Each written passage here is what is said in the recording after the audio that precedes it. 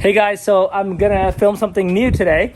It's going to be the start of, I like to call a mini series on Humblefish motoring, and it's called it's gonna be the Corvette Chronicles and the Lexus GX 460 Chronicles. It's where I've got my new GoPro Max 360 camera.